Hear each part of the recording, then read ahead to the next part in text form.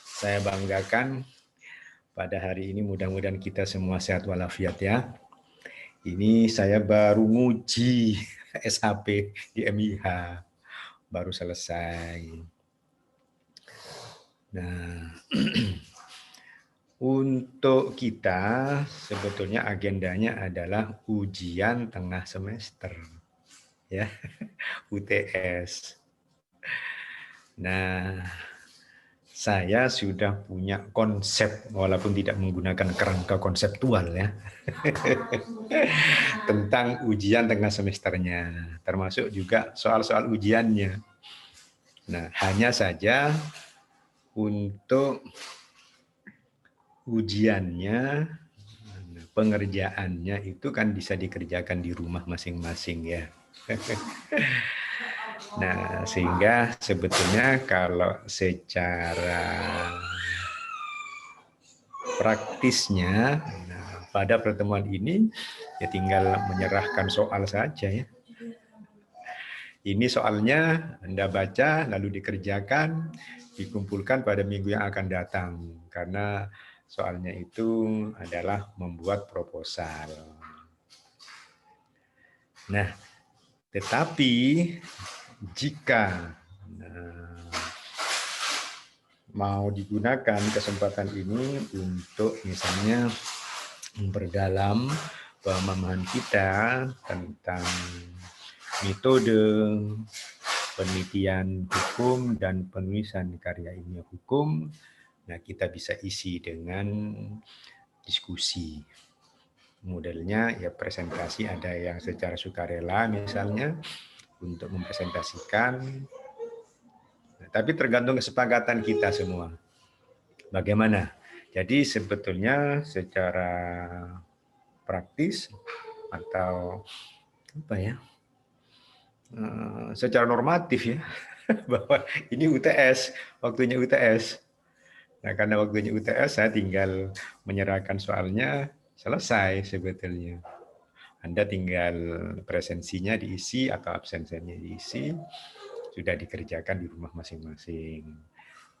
Tetapi, nah ada tetapinya ini, opsi yang kedua, apabila masih mau digunakan kesempatan ini, nah kami pun juga bersedia. Saya bersedia. Bagaimana pilihan Anda? Monggo.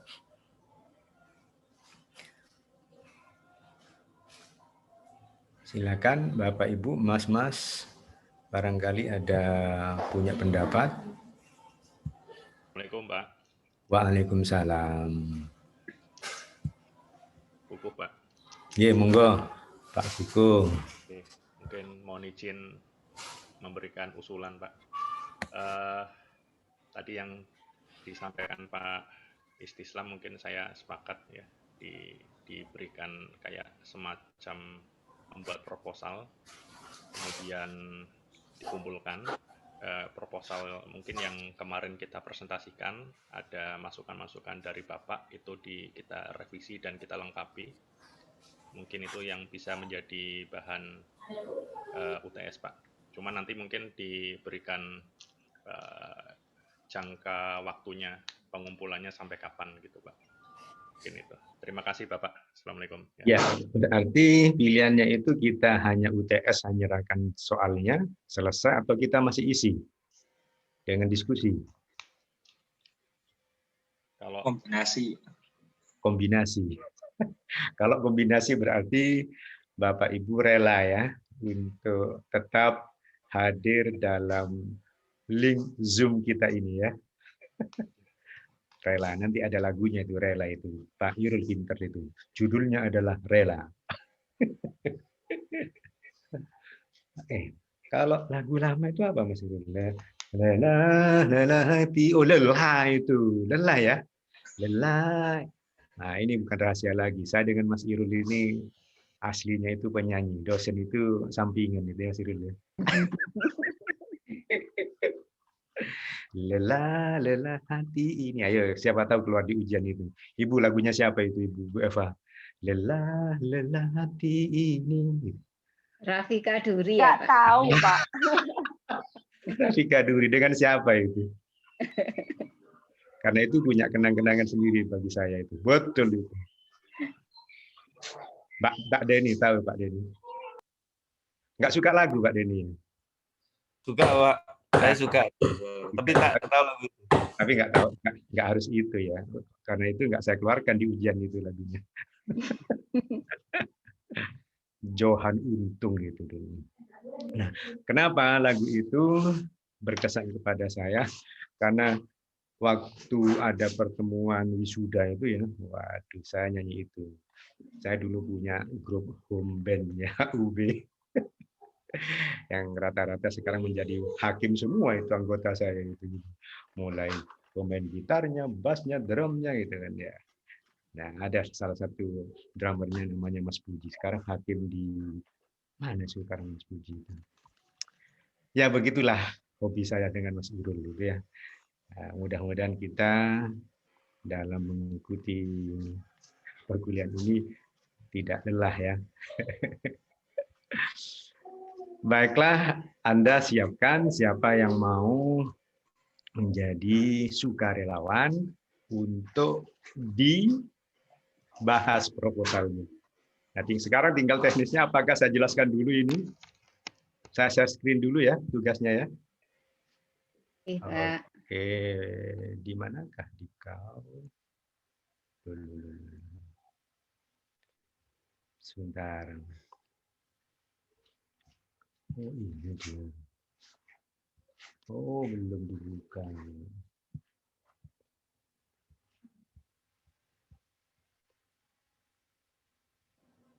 Nah, sementara Anda juga menyiapkan ini. Siapa yang mau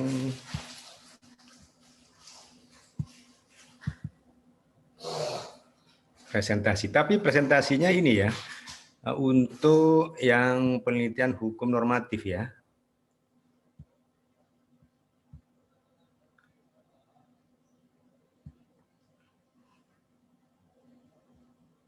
Nah, ini tugasnya.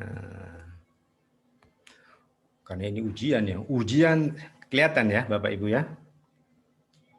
Ujian tengah semester, semester genap ya, kalau nggak salah. Sampai lupa saya itu ya. Genap apa ganjil? S3 FHUB PDIH 2021. Mata kuliah Medpen dan Penulisan Karya Ilmiah. Dosennya saya dan Bapak Dr. Abdul Majid ini, kurang D-nya salah ya. Jangan dipersoalkan. Nah, kalau kelihatan, mudah-mudahan kelihatan semua ya. Bisa kelihatan ya. Baiklah, untuk memperjelas saya hanya bacakan saja. Ini berlaku untuk semua peserta ujian. Semua peserta ujian harus membuat 2 proposal, yaitu 1 proposal penelitian hukum empiris atau sosiolegal dengan pendekatan interdisipliner dan multidisipliner. Nah, interdisipliner itu maunya tidak hanya dari sisi ilmu hukumnya, tetapi juga bagaimana kaitan ilmu hukum dengan yang lain sebetulnya. Tidak perlu khawatir dengan menggunakan analisis dengan mengatakan penelitian hukum jenisnya yuridis sosiologis, nah itu sudah pasti menggunakan 2 bidang ilmu itu ya, multidisipliner. Nah, mungkin juga berbagai macam bidang ilmu, tidak hanya dari sosiologi, ada ekonomi, ada politik dan seterusnya. Itulah yang dimaksudkan dengan pendekatan interdisipliner dan multidisipliner. Kemudian 1 proposal penelitian hukum normatif dengan pendekatan interdisipliner dalam lingkup ilmu hukum normatif. Nah, ini untuk dalam penelitian hukum empiris, nah itu terkait dengan sosiologi, politik, ilmu ya, kemudian budaya, ekonomi, atau mungkin geografi mungkin, atau ilmu iklim ya untuk orang lingkungan itu. Oceanografi dan seterusnya. Tapi dalam penelitian yang normatif, nah yang dimaksudkan dengan pendekatan interdisipliner ini dalam lingkup ilmu hukum normatif. Nah, saya mencoba untuk memberikan pedoman yang lebih khusus. Nah, jangan sampai hanya, Pak, saya enggak suka, Pak, saya kan dari perdata, saya hanya perdata saja. Jangan. Pak, saya enggak mau, Pak. Saya orang pidana, Pak. Saya enggak mau belajar, Pak, tentang perdata. Oh, jangan gitu kan. Nah, kalau memang masalahnya itu ingin mengetahui suatu pemahaman tentang ilmu hukum secara utuh, nah kalau ada kaitannya dengan Anda masuk di hukum pidananya misalnya itu ya. Tapi ada kaitannya dengan hukum perdata, ada kaitannya dengan hukum administrasi atau bidang-bidang hukum yang lain. Nah, jangan takut. Siapa takut sih? Anda harus membahas itu. Itulah yang dimaksudkan dengan interdisipliner dalam lingkup ilmu hukum. Gitu ya. Nah, kemudian berikutnya sistematikanya untuk yang sosiolegal judul penelitian ingat terdiri atas 2 variabel. Latar belakangnya berisi analisis situasi dan kondisi dalam menemukan masalah penelitian yang hendak diteliti. Ingat juga biar tidak miss ya, biar tidak salah paham. Loh, mana ada dalam latar belakang ada analisis. Oh iya, analisis dalam latar belakang bedanya dengan analisis masalah adalah kalau dalam analisis dalam latar belakang itu tujuannya ingin menemukan masalah hukumnya. Sedangkan analisis dalam permasalahan, analisis dalam pembahasan adalah analisis terhadap masalah hukumnya. Nah, analisis dalam latar belakang masalah untuk menemukan hukumnya akan lebih baik ya daripada hanya sekedar duduk termenung, duduk manis lalu jadi masalahnya itu. Walaupun kita tahu dalam praktek ada masalah-masalah penelitian yang memang titipan atau sudah ini masalah penelitiannya. Tapi karena ini adalah akademik, maka masalah penelitian itu tidak langsung muncul begitu saja, tetapi coba dianalisis kenyataan yang ada itu. Kenyataan hukum yang ada. Jadi sekali lagi, menurut saya, dengan mengacu kepada format-format penelitiannya siapa itu Sanabia Faisal itu sudah ada analisis sebetulnya. Tetapi analisis untuk menemukan masalah. Sehingga dengan melakukan ini, maka si peneliti tidak mulai dari nol pengetahuan. Peneliti betul-betul tahu ditahunya. Yang memunculkan pertanyaan itu, yang memunculkan masalah itu adalah orang yang tahu betul tentang permasalahan. Nah, apalagi di S3. Kemudian latar belakang sudah rumusan masalah. Masalah merupakan kesenjangan antara kalau yang lama kan ya kita tahu Dasein dan Dasolen ya, Dasolen dan Dasein ya. Apa Dasolen yang seharusnya dan kenyataan hukum yang betul-betul terjadi. Nah, saya konkretkan saja kesenjangan antara keberadaan dan ketiadaan norma dan azas hukum dengan kenyataan hukumnya. Ini luas ya. Rumusan masalah ditulis dalam bentuk pertanyaan, boleh dalam bentuk deskriptif atau eksplanatif. Nah, eksplanatif ini. Tanpa menggunakan statistik, karena kualitatif murni kita ya. Dengan demikian pertanyaan harus diawali dengan kata tanya. Nah, ingat,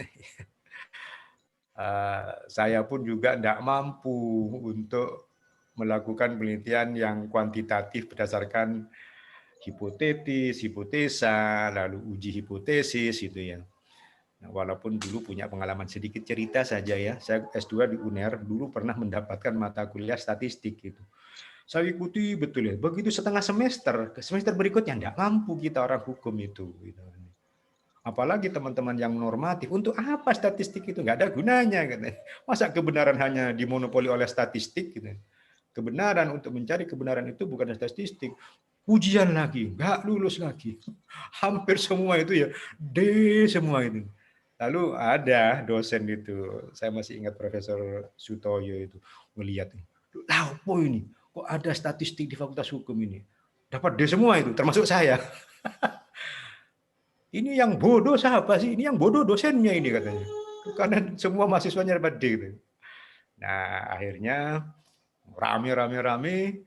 Nah, sejak saat itulah lalu mata kuliah statistik di Fakultas Hukum S2 khususnya di zaman saya ditiadakan.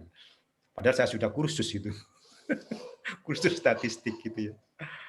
Ternyata nggak perlu. Nah, kita penelitiannya tidak kuantitatif. Kita penelitiannya kualitatif. Yang mencoba untuk menggambarkan saja, penggambaran kembangkan. Misalnya, ini contoh saja. Setuju atau tidak setuju, itu no problem. Pak Istislam ganteng. Misalnya. Betul Bu Hairunisa, nggak usah dijawab Bu Hairunisa. Tetapi bagaimana menggambarkan kegantengan seorang laki-laki? Bu Hairunisa, Bu Sofi, Ibu Eva pasti berbeda. Ya, berbeda orangnya, apalagi jenis kelaminnya. Akan berbeda lagi dengan Pak Andi yang menjelaskan, Pak Denny. Punya kriteria-kriteria sendiri, tetapi dapat menggambarkan. Gitu ya. Itulah kualitatif sebetulnya itu. Nggak perlu ganteng kuantitatif, hidungnya harus 2 misalnya, nggak bisa. Gitu ya. Kan digambarkan bagaimana orang ganteng itu ya. Hidungnya mancung tapi tidak terlalu mancung.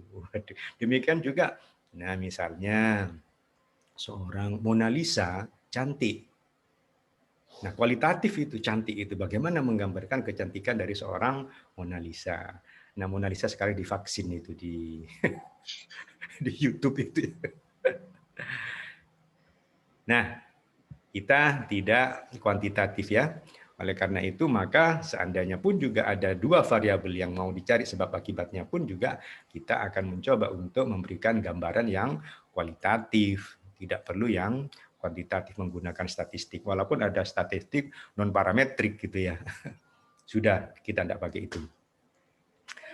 Kemudian tujuan penelitian mana kursornya? Tujuan penelitian merumuskan tujuan dari masing-masing rumusan masalah. Nah, ini yang sering dipermasalahkan. Kalau permasalahannya 2, ya rumusan tujuan penelitiannya ya 2 itu. Nah, ingat suatu penelitian tergantung kepada tujuan penelitiannya selesai atau tidaknya. Kalau hanya penelitiannya menganalisis gitu ya, begitu melakukan analisis selesai. Memahami. Nah, ada kata-kata kan, tujuan penelitian adalah untuk memahami. Sudah begitu memberikan satu pemahaman, selesai itu. Memahami dan menganalisis. Tambah lagi, mendeskripsikan, memahami, menganalisis, membandingkan. Itu kata kerja yang itu punya arti ya, yang harus dilakukan oleh si peneliti. Nah, itulah juga parameter dari tujuan. Apalagi yang paling gampang untuk mengetahui. Kalau hanya mengetahui ya sekedar tahu saja lah. Anda tahu saya tapi belum paham tentang saya. Karena tahu Anda tentang saya masih sedikit sekali. Kepingin paham saya, banyaklah tahu tentang saya. Telitilah saya itu sedalam-dalamnya. Jangan hanya melihat di layar laptop ini. Gitu ya.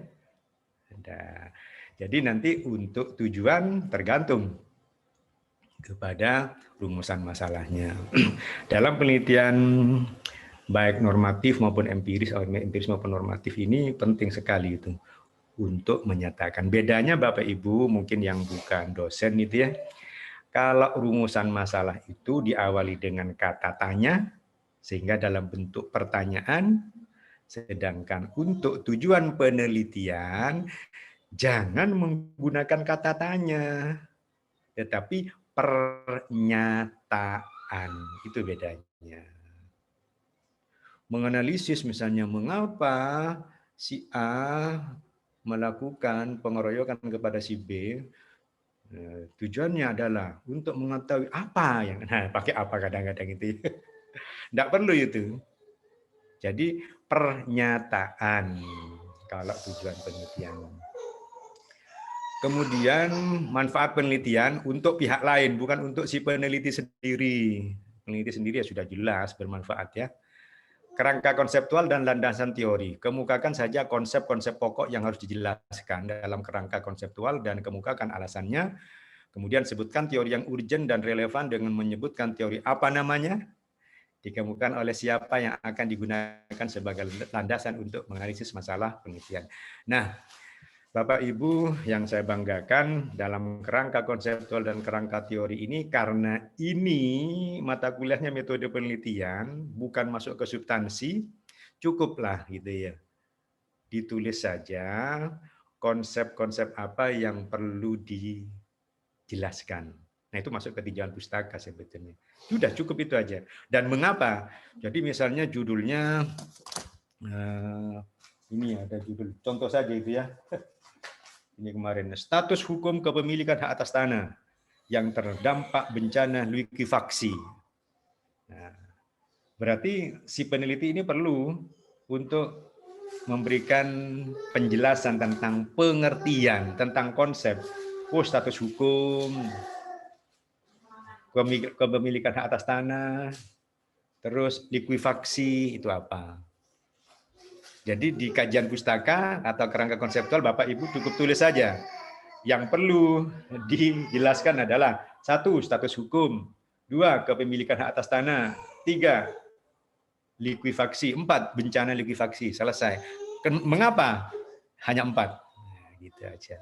Demikian juga dengan teori. Teori yang digunakan apa? Teori negara kesejahteraan. Ingat tapi ya, jangan menggunakan teori apa? Teori hukum gitu. Teori apa? Teori ekonomi gitu. Jangan. Terlalu luas itu. Nanti hukum perdata loh. Orang ada perdata sendiri kok. Perdata juga sangat luas. Teori hukum apa yang digunakan? Teori hukum administrasi negara. Yang mana? Jangan menggunakan itu, tapi detail hanya cukup menggunakan teori apa.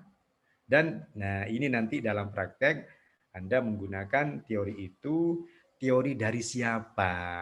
Apa nama teorinya? Nah, mengapa menggunakan teori itu? Itu aja ya.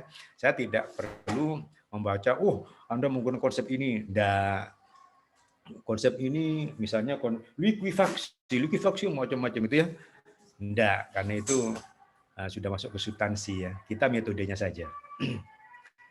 Nah, dan tentunya karena ini latar belakangnya yang berbeda-beda, bidang hukumnya, saya cuma hukum administrasi negara kok mampunya, dan hukum lingkungan. Kalau Anda menanyakan substansi hukum administrasi negara dan hukum lingkungan, saya layani. Wah. Tapi kalau di luar itu, saya takluk. Saya serahkan kepada teman saya yang ahli saja, daripada saya mengahlikan diri padahal tidak ahli. Tapi kalau hukum administrasi negara dan hukum lingkungan tanggung jawab moral saya, karena saya bidangnya bidang itu ya, Bapak Ibu. Kemudian kerangka konseptual sudah, metode penelitian, jenis penelitian, juris empiris, sosiolegal, kemukakan alasannya, itu aja. Ingat, metode penelitian bukan metodologi penelitian, tetapi metodenya, sehingga implikasinya adalah penulisannya atau cara menulisnya di metode penelitian itu aplikatif. Jadi aplikasi dari teori yang sudah kita pelajari. Jenis penelitian, kan gampang saja. Jenis penelitian ini adalah yuridis normatif. Mengapa? Jenis penelitian ini adalah yuridis empiris. Mengapa? Karena gitu aja. Demikian juga dengan pendekatan penelitian. Sebutkan macam-macam pendekatannya sesuai dengan rumusan masalah yang interdisipliner dan multidisipliner. Nah, mungkin pendekatan dari ilmu ekonomi, terus pendekatan dari politiknya, dari apa, dan seterusnya ya. Lalu sumber data, teknik pengumpulan data, analisis data. Nah, terkait dengan pengumpulan data, nanti tulis juga, pasti ada populasi dan samplingnya. Nah, biasanya teman-teman di Fakultas Hukum itu apa? Purposive sampling. Paling gampang itu ya, purposive sampling gitu kan. Sampling yang ditentukan berdasarkan tujuan penelitian. Lalu cara pengambilan respondennya apa? Snowball. Bola salju menggelinding saja. Terserah nanti, silakan. Kemudian analisis data. Nah, ini sebetulnya dalam penelitian empiris, termasuk dalam penelitian hukum, ketat sekali sebetulnya analisis data ini, termasuk unit analisis. Mungkin pernah dengar ya unit analisis itu. Mas Imam Sukadi, pernah dengar unit analisis? Belum, Pak Is. Belum. Mbak Ika Ningtyas? Belum, Pak. Teknik analisis yang pernah. Oh, teknik analisis. Unit. Mas Faroh. Belum. Baru kali ini kayaknya. Kali ini, nah makanya kadang-kadang kita seenaknya itu. Itu dengar ya. Kalau itu dengar itu sebagai hiburan saya, itu cucu saya. Benar. Dengar. Unit analisis. Mas Setiawan? Belum pernah, Pak. Oh, semua. Mas Irul? Belum pernah ya? Siapa lagi? Mas Kuk, saya sapa semua ya. Mas Setiawan, Mbak Sofi, Bu Sofi, pernah unit analisis? Ya, pernah Pak terkait bagaimana menguraikan tentang siapa yang diteliti, mengapa. Seperti itu. Nah, unit itu bagian terkecil yang akan diteliti. Misalnya, siapa yang mau diteliti itu? Apakah lembaganya? Apakah orangnya? Orangnya itu apakah orang perorangan atau kelompoknya? Nah, ini yang seringkali kita campur aduk. Pokok analisis, Pak. Oh, jangan. Nanti kalau misalnya saya jadikan judul nanti ya. Yang judul-judul yang ini ya, judul-judul yang empiris itu ya. Oke.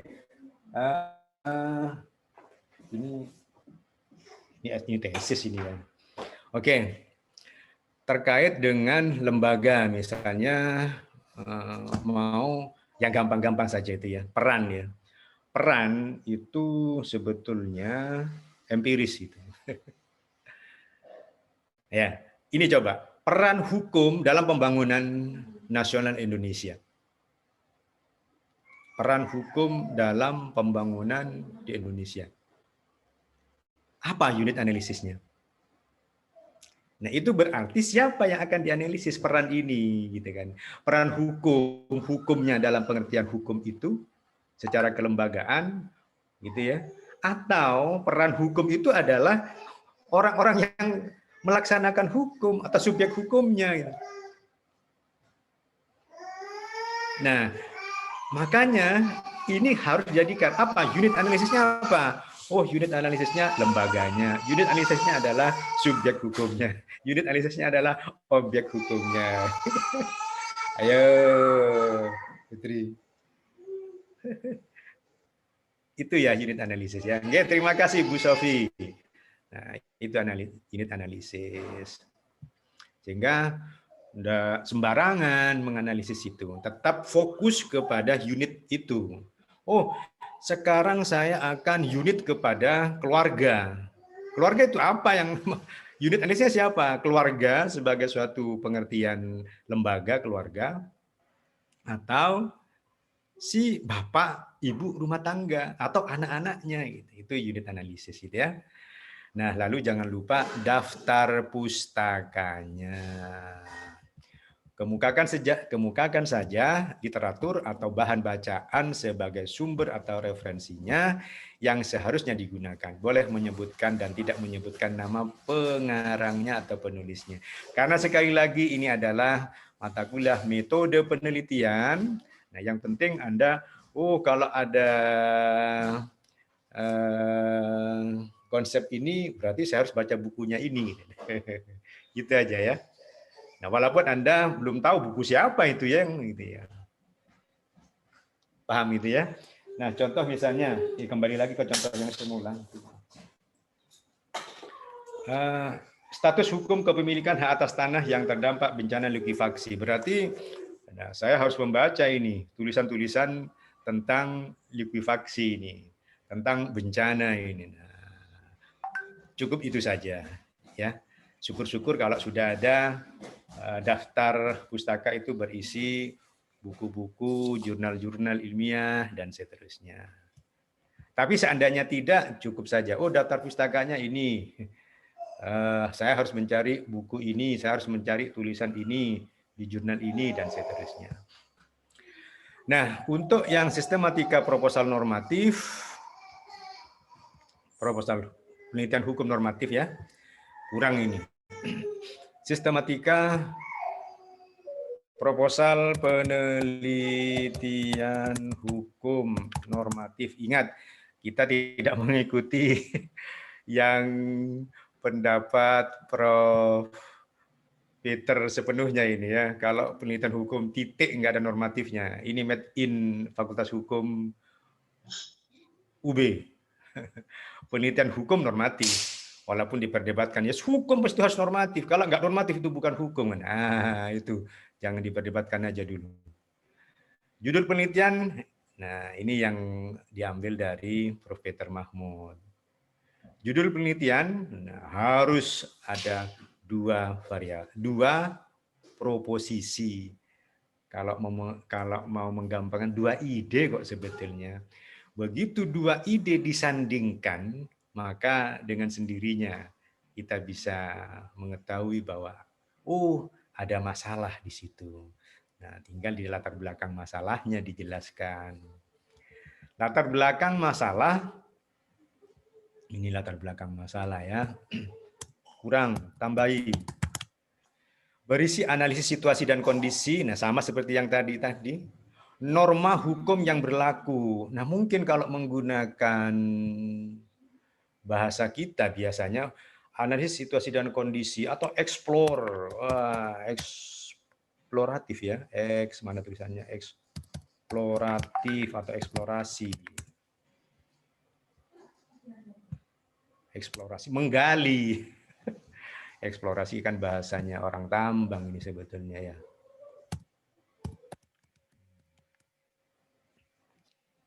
Oke, itu.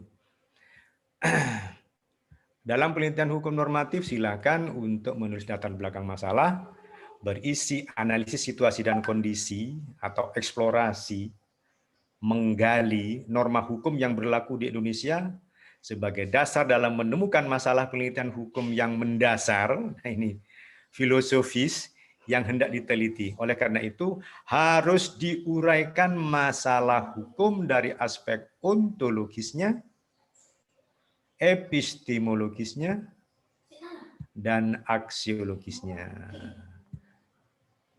Nah, ini sekaligus uji, itu menguji sebagai parameter itu apakah masalah Anda itu betul filosofis atau tidak. Ini ada Mas Asari, kenapa? Halo? Salam. Oh, enggak. Sudah saya masuk ini ya. Hostnya Mas Asari ya? Ya, ini sudah masuk saya. Ya. Oke, makasih. Oh, gitu ya. Yesun. Ya, Mas host, Mas Asari. Nah, kemudian tadi ingat ontologis, epistemologis, dan aksiologis itu merefer ke masalah penelitian. Gitu ya. Bukan masalah hukumnya, tetapi di sini sudah lebih sempit lagi ke masalah hukum yang hendak diteliti. Gitu ya. Nah, jadi tidak umum lagi. Rumusan masalah sudah, tujuan penelitian merumuskan tujuan dari masing-masing rumusan masalah sama dengan yang tadi. Nah, tinggal sekarang kata kerja apa yang mau dimasukkan di depan itu? Menganalisis gitu ya. Kemudian ingat untuk disertasi itu mestinya ada menemukan itu. Nah, menganalisis, dan menemukan teori baru. Setidak-tidaknya at least gagasan baru.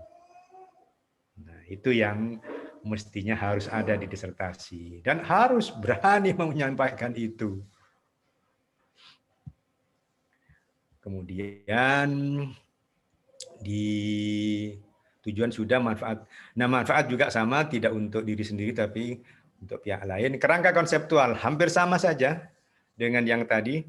Kemukakan saja konsep-konsep pokok ya, yang harus dijelaskan dalam kerangka konseptual dan kemukakan alasannya. Kemudian sebutkan teori yang urgent dan relevan dengan menyebutkan teori apa namanya, dikemukakan oleh siapa, yang akan digunakan sebagai landasan untuk menganalisis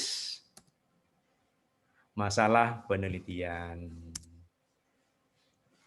Nah, kalau saya di sini lebih kepada kalau dalam penelitian normatif, nah maka teori-teori hukumnya juga teori-teori hukum normatif. Misalnya yang paling mudah berbicara tentang masalah sah tidaknya. Nah di bidang saya ya, suatu keputusan atau suatu perbuatan pemerintah. Berarti yang menjadi landasan itu sebelum kita tahu bahwa mana yang sah dan tidak, kita kan harus berteori. Berarti ada teori keabsahan perbuatan pemerintah. Nah, teori keabsahan perbuatan pemerintah itu dari siapa? Kemudian perlindungan hukum misalnya. Ada tidaknya perlindungan hukum, bagaimana bentuk perlindungan hukumnya. Berarti harus tahu konsep perlindungan hukum dan teorinya. Nah, yang paling populer sering digunakan perlindungan hukumnya Prof. Hajon ya, preventif dan represif. Nah, Anda cukup saja menyebutkan teori yang akan digunakan adalah teori hukum, teori perlindungan hukum dari Prof. Hajon. Karena apa? Sudah tidak perlu menjelaskan tentang isi teorinya itu ya. Karena ini sekali lagi metode penelitian. Lalu jenis metode penelitiannya, jenis penelitian, yuris normatif, kemukakan alasannya, pendekatan penelitian, sebutkan macam-macam pendekatannya sesuai dengan rumusan masalah yang interdisipliner dalam lingkup ilmu hukum, tadi sudah saya jelaskan. Nah, sumber bahan hukum, teknik pengumpulan bahan hukum, dan analisis bahan hukum. Nah, analisis bahan hukum sekaligus saya kemukakan di sini. Saya membedakan antara analisis dan penafsiran.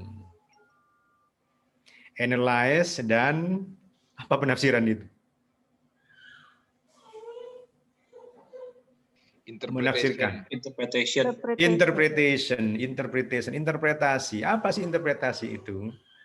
Nah, walaupun sebetulnya adalah pemaknaan ya, mencari makna pengertian dari, kalau secara luas dari suatu objek, tetapi kita kan hukum. Nah, berarti mencari makna dari ketentuan hukumnya berupa ketentuan tertulis yang terdapat dalam peraturan perundang-undangan dan norma hukum yang lain. Nah, diinterpretasi. Mengapa? Karena ada hal yang menimbulkan bermacam-macam interpretasi, penafsiran, sehingga artinya bisa berbeda-beda. Itulah yang disebut dengan multitafsir. Tapi kalau analisis beda, gitu kan? Bukan itu analisis itu sebetulnya. Nah, secara umum analisis itu mengkait-kaitkan antara satu hal dengan hal yang lainnya sehingga didapatkan suatu pemahaman yang utuh terhadap hal tersebut.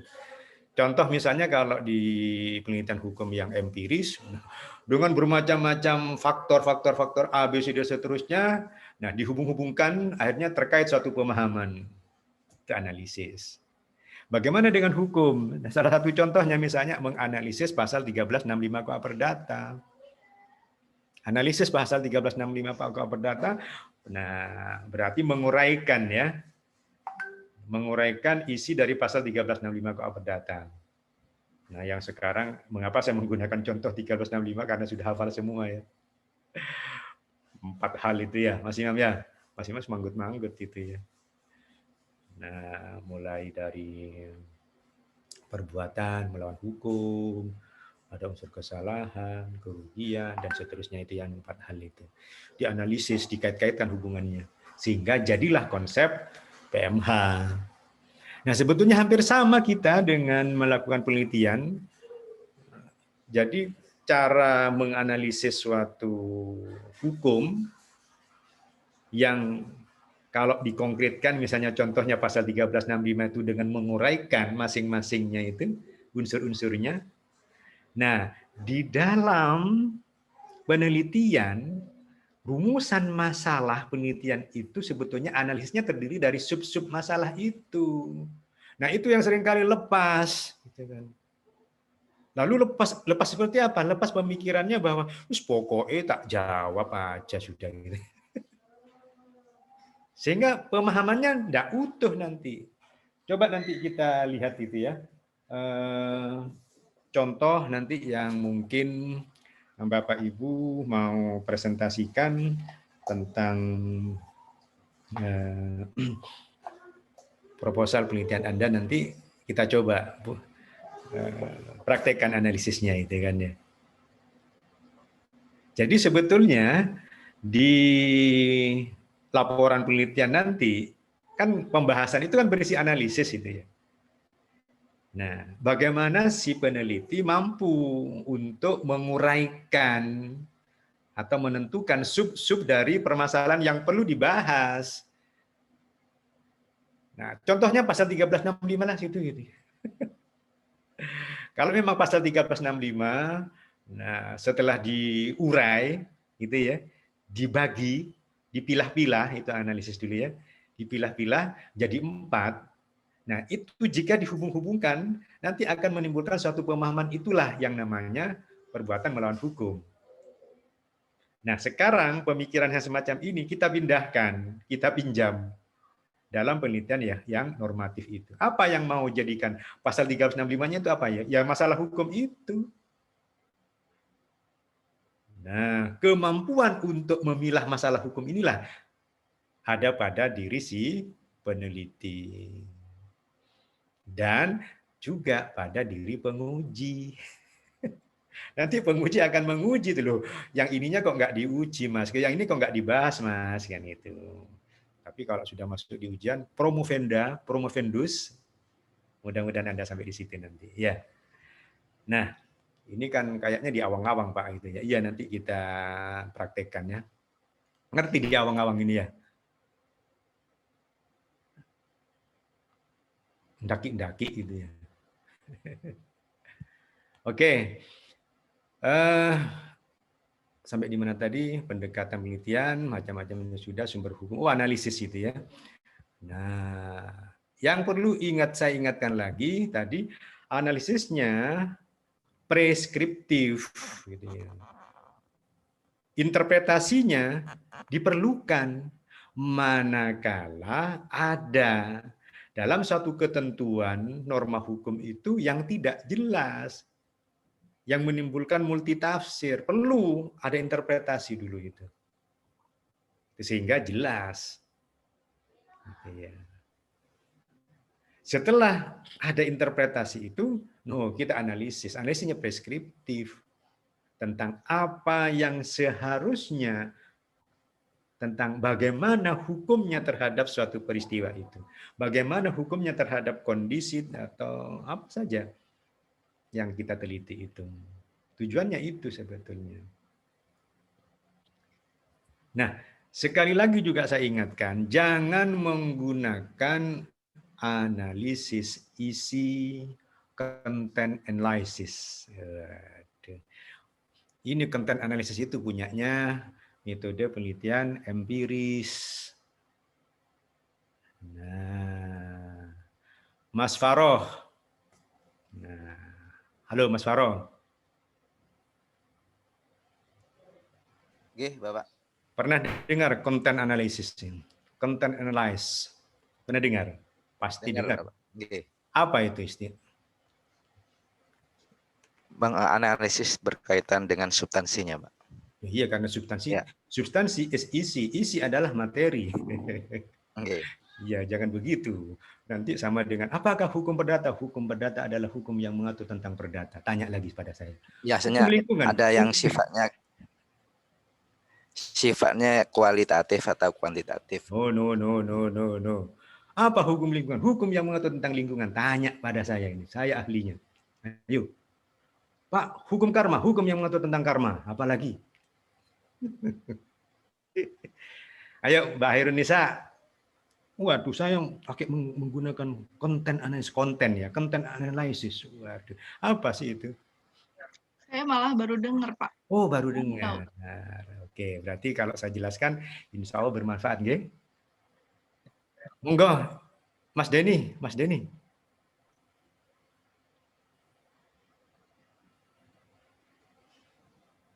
Jangan gunakan analisis isi dalam penelitian hukum normatif. Nah, nanti isinya, mengapa nggak boleh, Pak? Nah, itu punyanya orang sosial itu. Konten analisis itu apa namanya? Semacam membuat rumusan kesimpulan-kesimpulan gitu, Pak. Dengan semacam mengidentifikasi karakteristik yang secara sistematis gitu. Mungkin begitu, Pak. Ya, monggo. Nah, yang lainnya, monggo, yang lainnya.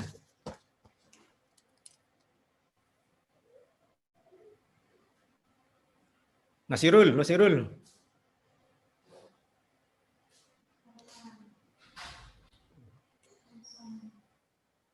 Ya kalau izin Pak Is, konten analisis itu biasanya digunakan untuk seseorang yang ingin melihat arti di balik teks. Ini kalau yang sependek pengetahuan saya ini untuk dalam pemberitaan atau dalam media massa. Jadi ada beberapa kalimat-kalimat atau isi dari pemberitaan di media massa ini mau digali sebenarnya yang ingin disampaikan itu apa, sehingga memakai pendekatan konten analisis. Kalau sependek pengetahuan saya itu, Pak. Jadi dalam aspek menafsirkan maksud di balik teks. Bu Ikaning Tias, monggo Bu Ikaning Tias. Kalau konten analisis itu beberapa kali saya juga menggunakan, Pak, sebagai analisis pelengkap dalam sebuah penelitian yang sumbernya itu bukan sumber hukum utama, tapi sumber hukum sekunder, yaitu tadi seperti yang disampaikan Pak Irul, misalnya dari berita, dari media massa, seperti itu. Jadi untuk melengkapi analisis utama dari sebuah. Ya, berarti artinya apa? Pengertiannya apa? Konten analisis itu? Mengkaji data. Berarti adalah salah satu metode analisis penelitian yang menjadikan sumber bahan hukum sekunder untuk melengkapi hasil penelitian itu. Umum itu ya, masih umum itu, bukan menunjukkan kepada ini, konten analisis, kepada arti yang sesungguhnya. Pak Kuko ini nampaknya sudah mulai mau berpikir Pak Kuko ini. Apa Pak Kuko? Konten analisis Pak Kuko. Ya Pak, kalau menurut saya tidak jauh berbeda ya dengan Pak Irul tadi. Jadi konten analisis itu ya terkait dengan apa ya namanya, niat penulis untuk mencoba atau menjajaki, Pak, menjajaki apa namanya, atau teknik untuk meneliti yang memiliki tujuan untuk mendeskripsikan secara objektif, Pak, tentang dari bahan-bahan hukum yang digunakan seperti itu. Atau mungkin mengkaji di balik sebuah teks itu tadi, Pak. Hampir sepakat dengan Mas Irul tadi. Ada yang lain lagi? Pak Is, mohon izin Pak Is. Monggo. Sebenarnya konten analisis itu teknik yang digunakan untuk menganalisis dan memahami teks. Karena teknik penyelidikannya itu kan berusaha ingin menguraikan secara objektif dan sistematis apa yang menjadi objek penelitian. Itu menurut saya, Pak Is. Ya, kita tampung saja. Yang lain, ini kan kita izin Pak. Ye, monggo Mbak Sofi. Mungkin karena konten analisis itu digunakan hanya pada penelitian empiris, yaitu hanya terkait dengan menganalisis dari data-data primer yang diperlukan dalam konten analisis. Padahal kalau dalam penelitian normatif itu tidak ada data primer, tidak ada variabel-variabel yang bisa digunakan untuk melakukan konten analisis. Mungkin begitu. Berarti artinya apa itu, Bu ya? Artinya apa? Artinya konten analisis itu apa? Meneliti. Kalau seperti itu penjelasannya belum menjelaskan tentang pengertiannya. Jadi meneliti isi dari suatu data primer, misalnya teks bahan primernya, misalnya tentang apa pesan-pesan. Jadi isi dari suatu pesan itu. Itu yang saya maksudkan. Jadi bukan hanya teks, gitu ya. Isi pesan. Nah, menganalisis isi pesan itu untuk apa? Untuk, nah sama yang Pak Irul itu ya. Untuk apa saya catat tadi? Untuk apa?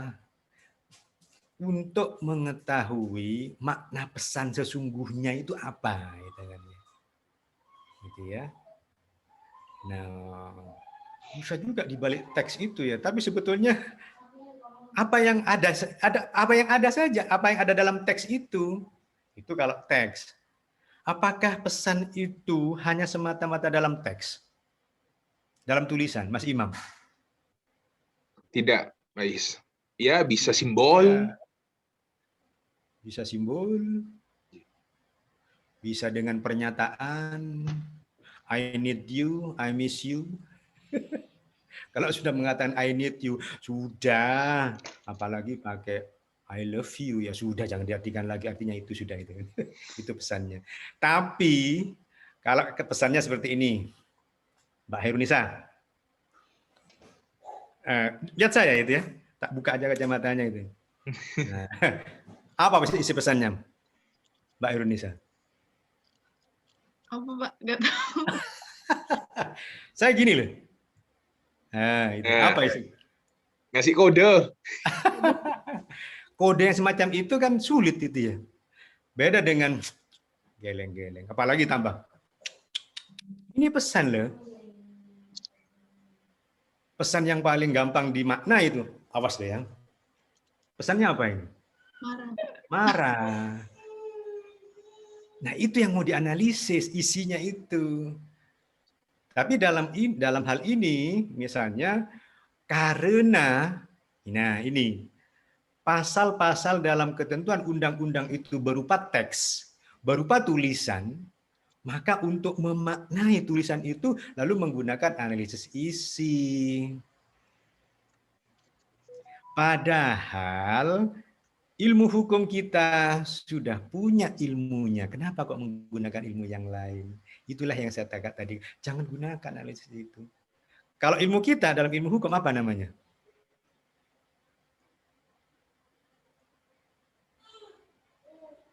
Ingin memaknai teks yang ada, namanya adalah gramatikal, penafsiran. Nah, itu kan jenisnya. Penafsiran hukum.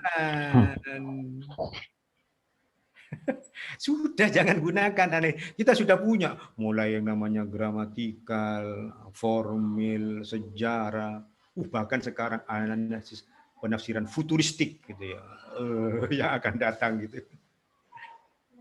Nah, itu maksudnya ya. Hermeneutik. Hermeneutik, gunakan hermeneutik saja, kita punya kok. Nah, tinggal disebutkan penafsiran yang mana yang akan kita gunakan. Jangan asal-asal penafsiran. Katanya normanya kosong, menggunakan penafsiran gramatikal. Normanya kosong kok menggunakan penafsiran gramatikal. Apa yang ditafsirkan itu? Kalau kosong, konstruksi. Gitu ya. Nah, berarti penemuan hukum itu. Ingat, res finding itu kan ya. Nah, ada penemuan hukum oleh hakim. Nah, yang sedangkan konstruksi-konstruksi yang kita bicarakan seringkali kan kita bukan hakim kita ini. Lalu menyampaikan, ini loh Pak, nanti akan menemukan, mau rekonstruksi. Nah, mestinya harus tahu itu. Merekonstruksi itu perbuatan yang seperti apa sih? Gitu kan, ya. Sehingga jangan main pokok gitu kan. Ini yang saya ingatkan untuk teman-teman yang nanti akan menulis disertasi itu ya. Coba sih sedikit ya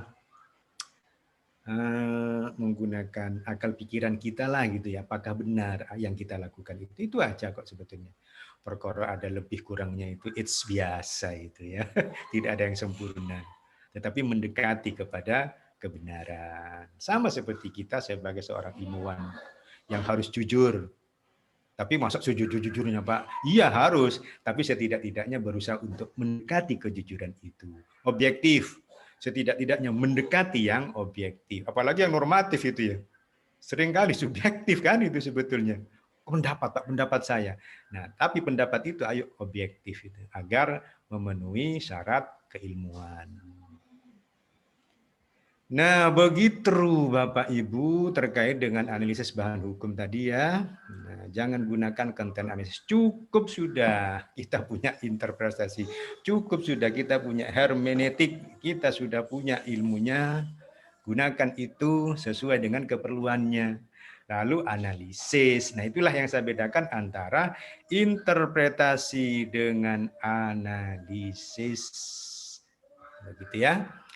Nah, yang terakhir, daftar pustaka sama dengan yang di penelitian hukum empiris. Kemukakan saja literatur atau bahan bacaannya sebagai sumber atau referensi yang seharusnya boleh menyebutkan dan tidak menyebutkan nama pengarangnya dan nama atau penulisnya. Karena ini sekali lagi metode penelitian. Hanya metodenya saja. Nanti begitu masuk ke substansi yang lebih detail lagi, silahkan ditulis itu tentang kajian pustakanya, teorinya, kajian pustakanya panjang lebar. Itulah yang nanti akan menunjukkan bahwa Anda betul-betul menguasai. Nah, tapi sekali lagi terkait dengan kajian pustaka dan teori, jangan hanya list itu loh. Daftar pendapat orang, daftar pengertian-pengertian orang. Terus mau diapakan itu gitu kan? Itu namanya list itu. Sebetulnya di sana ada suatu pembelajaran bagaimana Anda memahami terhadap konsep itu, belajar memahami terhadap teori itu. Sehingga mengapa teori itu digunakan, bagaimana hubungannya dengan teori-teori yang lainnya. Isinya itu mestinya. Mestinya, Pak, tetapi banyak, Pak. Disertasi yang tinggal list saja Pak. Ya sudah lah. Kenapa kok sudah kadung jadi sih? Toh lulus juga gitu kan akhirnya. Ini guyon ya. Katanya ada guyonan nanti itu. Bagaimana disertasi yang baik itu? Disertasi yang baik itu adalah disertasi yang selesai. Yang disetujui oleh dosen pembimbingnya.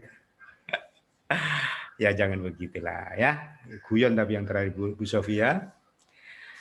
Nah baiklah Bapak Ibu itu tugasnya. Kira-kira kapan dikumpulkan ini ya? Kan sudah selesai itu ya. Tinggal diperbaiki lagi. Pak, mohon izin bertanya. Monggo. Terkait tugas itu Pak, apakah kita boleh memakai judul yang lain karena yang kemarin mungkin yang sudah kita presentasikan ternyata itu kurang sesuai gitu Pak. Boleh diganti? Boleh. Yang penting jangan menggunakan judul yang sudah ada ya. Kalau menggunakan judul yang sudah ada tinggal ke PDIH itu aja ya. Atau klik Mbak Google tolong saya carikan judul lengkap proposal gitu. Nggak perlu 1 minggu itu ya. Tapi kalau seandainya terjadi seperti itu Pak, ya Pak boleh buat ya. Hanya kalau ketemu gitu kan ya. Kan tinggal masukkan saya misalnya masuk judul ini. Jangan-jangan ini judul disertasi orang ini ya. Jangan ya. Karena itu tadi berusaha semampu kita untuk jujur, integritas kita. Ya. Jangan sampai kita sudah mulai tugas sudah plagiator ini. Jangan. Pak Is, mohon izin teknis pengumpulannya di print atau di file? Sebaiknya di print itu. Lalu dikirimkan ke saya daripada saya membaca di WA, baca di email. Aduh, itu bahasa Belandanya burak mata saya nanti. Merepotkan suhu nanti. Pak, misalnya itu satu pokok pembahasan, kemudian bisa kita gunakan dalam 2 jenis penelitian normatif maupun Boleh. Malah senang saya itu. Oh ini loh, kalau penelitian normatifnya ke sana, penelitian empirisnya ke sini. Ya. Gitu ya. Oh mungkin pertanyaan Ibu mungkin saya jelaskan. Ingat di latar belakang masalah nanti Ibu ya. Nah karena explore tadi, bisa jadi penelitian normatif dimulai langsung dari membaca peraturan perundang-undangan, membaca putusan hakim dan norma-norma hukum yang lain, dikritisi, oh ternyata ada masalah. Boleh. Atau berangkat dari kejadian-kejadian empiris, kenyataan-kenyataan hukumnya. Nah, jelaskan semuanya panjang lebar tentang kenyataan hukum yang ada. Nah, tapi ingat kalau mau ke normatif, cari lagi masalah hukumnya di mana, gitu ya. Nah, begitu ketemu masalah hukumnya, cari.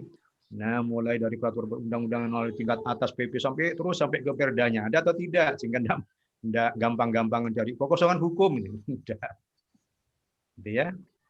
Nah, setelah itu dianalisis kan, maka untuk menganalisis masalah penelitian hukum normatif tidak perlu menggunakan data, tidak perlu menggunakan kenyataan-kenyataan itu.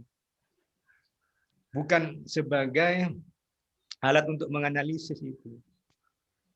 Nah, cukup datang kenyataan hukum sampai di latar belakang saja. Mengantarkan si peneliti untuk menemukan masalah hukumnya. Begitu. Nah, oleh karena itu pertanyaan Ibu nanti, wah kan latar belakang masalah itu sama dengan brainstorming gitu ya. Bermacam-macam itu, ditanyakan semuanya.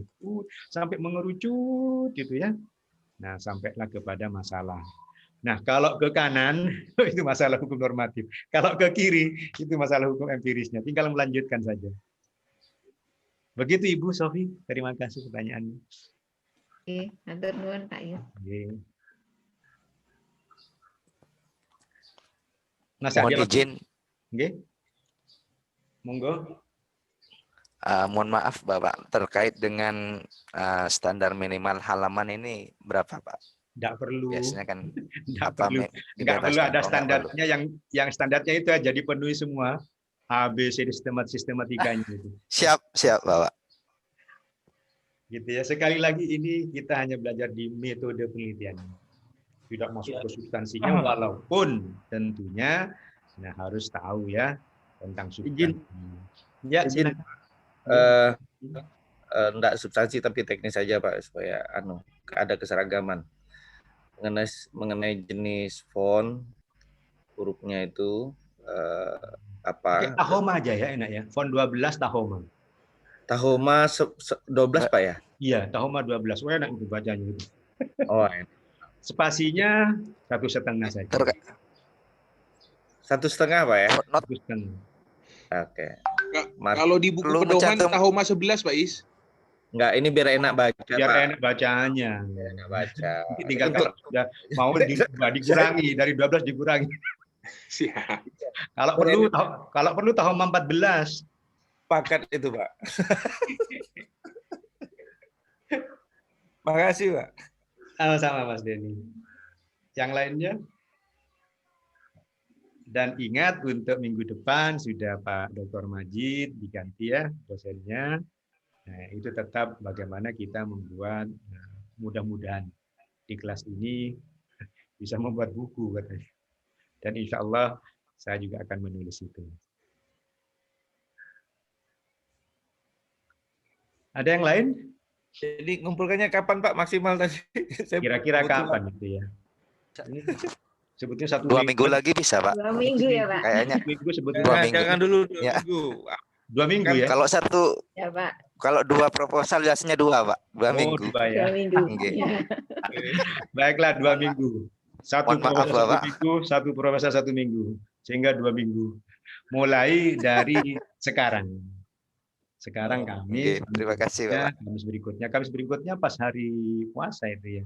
Monggo dikumpulkan ke siapa, Mas Irul ya. Atau begitu terkumpul, nggak usah diantar ke rumah, pakai GoSend, pakai Gojek. Boleh. Masalahnya di luar kota nanti, Pak. Dari Sumeneb ke Oh, Malang yang di luar lumayan. kota. Gosennya. Kirim pos Pak Imam. Iya, Pos Express next day 1 hari sampai itu. ada JNE, tapi tanya di Mas Imam itu ada nggak JNE itu? Jangan bergaya dulu ya. Ada JNE. Ayo tanya, ada nggak JNE? Nggak ada di Mas Imam itu ya. Belum menjangkau ke seluruh pelosok Sampang. JNT adanya, Pak Is. Pos. Oh, pos. Masuk Pak di Sampang. JNE masuk. Oh, JNE masuk. Masuk, Mas. Masuk Pak. Oke, ini waktunya sudah 10.16 jam waktu laptop saya. Satu saja yang mau presentasi silakan. Kita bahas untuk jadi contoh. Jadi yang dipresentasikan itu tadi tidak perlu ke kerangka konseptual, kerangka teori, cukup latar belakang langsung ke Medpen. Siapa yang punya? Siap?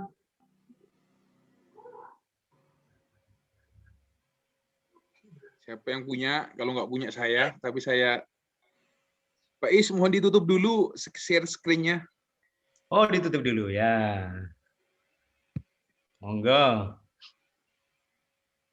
Saya tak minum dulu. Ini sudah ada minum. Monggo Bapak Ibu yang siap. Kalau enggak, saya terakhir aja. Kalau enggak apa-apa juga. Ya, kita tunggu dulu. Minum Kalau dulu. nggak pakai PPT tidak apa-apa ya Pak Is? Enggak apa-apa. Enggak apa-apa. Mungkin ini bisa saya coba share screen dari makalah yang saya bikin ya Pak. Bukan makalah Ibu, proposal. Ya, nanti saya jadikan proposal Pak. Oh, itu makalah. Oh, kalau makalah jangan. Harus proposal, sudah dalam bentuk sistematika tadi itu. Judul, latar belakang masalah, rumusan masalah, tujuan. Sudah, langsung ke Medpen. Oh, ini di paper ada judul, ada pendahuluan yang berisi latar sekali belakang lagi, masalah. jangan mengatakan paper. Gitu ya, Pak. Harus proposal. Monggo, siapa yang punya proposal? Nggak punya saya. Yang sudah siap untuk didiskusikan. Pak Is, punya saya Pak Is. Monggo. Sudah yang lain nggak ada? Iya, yang lain dulu. Tuh, yang lain dulu. Udah keseringan. Mas Andi? Sudah Pak Imam aja dulu. Pak Imam aja dulu. Pak Imam saja Pak. Izin Oke. Bapak. Pak Imam saja. Aklamasi Pak Imam. Monggo, Imam. Monggo. Pak Is, mohon izin teman-teman semua. Ini rencana proposal saya. Alhamdulillah diberi kesempatan. Judulnya mengenai makna dan penjabaran kedaulatan Tuhan serta implikasi hukumnya dalam sistem ketatanegaraan Republik Indonesia. Ada beberapa. Bentar Mas Imam, judulnya tadi. Ya, daripada saya tulis.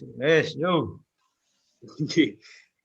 Makna dan penjabaran kedaulatan Tuhan serta implikasi hukumnya dalam sistem ketatanegaraan Indonesia. Ada beberapa bentuk kedaulatan Tuhan yang kita temui menurut saya. Yang pertama bisa dilihat di alinea ketiga pembukaan Undang-Undang Dasar atas berkat rahmat Allah yang Maha Kuasa. Di sila pertama Pancasila atau alinea keempat ketuhanan yang Maha Esa. Di batang tubuh itu ada di pasal 29 ayat 1 negara berdasar atas ketuhanan yang Maha Esa. Bagian atas perundang-undangan dengan rahmat Tuhan yang Maha Esa. Kepala putusan pengadilan demi keadilan berdasarkan ketuhanan yang Maha Esa, dan di Undang-Undang Mata Uang. Ada juga dengan rahmat Tuhan yang Maha Esa, Negara Kesatuan Republik mengeluarkan rupiah sebagai alat pembayaran yang sah dengan nilai ini. Ini bentuk kedaulatan Tuhan yang selama ini saya temukan. Ada beberapa problema. Yang pertama, kalau dilihat dari ontologinya, bahwa hakikat kedaulatan Tuhan tidak memiliki kepastian hukum dalam batang tubuh Konstitusi Republik Indonesia. Yang kedua, dari epistemologi, bahwa kedaulatan itu penting sebagai pondasi dasar kehidupan berbangsa dan bernegara, sedangkan aksiologinya bahwa penjabaran kedaulatan Tuhan merupakan sumber nilai, sumber norma, dan itu pun masih kabur karena tidak terdapat dalam batang tubuh konstitusi maupun batang tubuh undang-undang. Ada beberapa problema sosiologis. Yang pertama, agama hanya dijadikan alat pembenar dalam perpolitikan dan juga muncul konflik antar pemeluk agama karena rasa egosektoral, egosentris terhadap agamanya masing-masing. Problema yuridisnya, belum ada aturan yang menyatakan secara tegas bahwa Indonesia ini sebenarnya adalah negara yang berkedaulatan Tuhan. Nah, sehingga problema teoritisnya, menurut teori kedaulatan, ini Indonesia adalah negara kedaulatan rakyat, pasal 1 ayat 2, atau negara yang berkedaulatan hukum, pasal 1 ayat 3, atau negara yang berkedaulatan Tuhan, yang sudah saya sebutkan tadi bentuk kedaulatannya. Dari latar belakang itu dapat saya rumuskan 3 permasalahan. Yang pertama, apa makna kedaulatan Tuhan sebagai pondasi dasar kehidupan berbangsa dan bernegara dalam sistem ketatanegaraan. Yang kedua, bagaimana penjabaran nilai-nilai kedaulatan Tuhan dalam sistem ketatanegaraan Republik Indonesia. Yang ketiga, sejauh mana implikasi hukum dari makna dan penjabaran tersebut terhadap penyelenggara kehidupan berbangsa dan bernegara. Ada beberapa teori yang saya gunakan. Yang pertama saya gunakan hermeneutik karena untuk mencari hakikat makna dari kedaulatan Tuhan. Tokohnya ada Schleimer, ada Nietzsche, ada Gadamer, Hanafi, dan lain-lain. Sebagai middle saya gunakan 2 teori, teori teokrasi atau kedaulatan Tuhan dan teori hukum kodrat. Hukum kodrat ini biasanya saya gunakan teorinya Thomas Aquinas. Ada 4 macam, lex divina, lex eterna, dan lain-lainnya. Terus sedangkan untuk mencari implikasinya, saya gunakan teori sumber hukum. Ada Mukhtar Kusumaatmaja, ada Juniarto, ada Sudigno. Bahwa sumber hukum itu ada 2, ada yang sumber hukum material dan ada sumber hukum formil. Saya nggak usah menjelaskan teorinya, saya langsung map-nya. Ini penelitian hukum normatif, pendekatannya filosofis, sejarah, undang-undangan, perbandingan, dan konseptual. Untuk perbandingan, saya titik beratkan kepada negara-negara yang memaknai bahwa Tuhan itu masuk dalam kerangka konstitusinya. Misalnya Iran atau Arab Saudi. Kemarin saya melihat dan membaca Jepang juga ada bahwa kaisar itu adalah keturunan dewa matahari. Bahan hukum seprimer, sekunder, dan tersier, teknik pengumpulannya, penelusuran kepustakaan dan studi kepustakaan dan studi peraturan perundang-undangan. Yang terakhir, teknik analisis bahan hukumnya, saya menggunakan hermeneutika hukum. Ini sekelumit rencana proposal disertasi saya. Terima kasih, matur suwun. Assalamualaikum warahmatullahi wabarakatuh. Waalaikumsalam. Udah jadi sudah itu ya. Waalaikumsalam. Wah, sudah jadi itu sudah. Oke, artinya bahwa itu tinggal diuraikan ya, jangan dalam bentuk PPT nanti ya. Oke. Siap. Mohon masukannya, Pak Is. Oke. Sekarang sebelum saya ada tanggapan dari teman-teman semua, monggo. Mulai dari judul.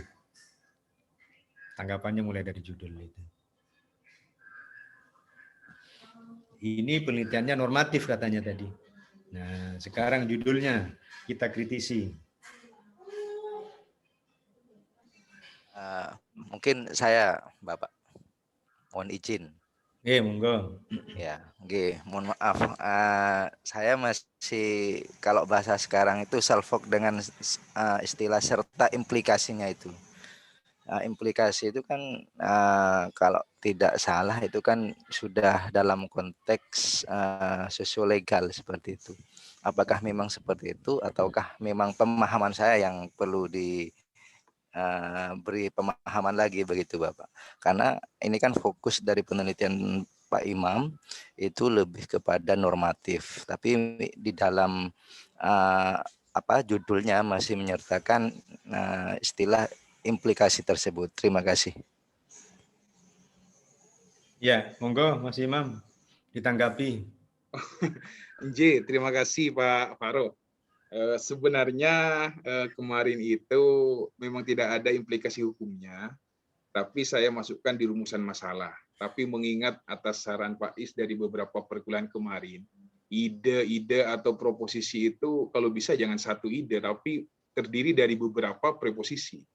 Sehingga saya coba hubungkan, misalnya dalam rumusan masalah itu saya munculkan di dalam judul. Makanya pertama saya mulai dengan makna, dan yang kedua dengan penjabarannya serta implikasi hukumnya. Tentu implikasi hukum ini yang saya maksud itu adalah implikasi yang tidak langsung.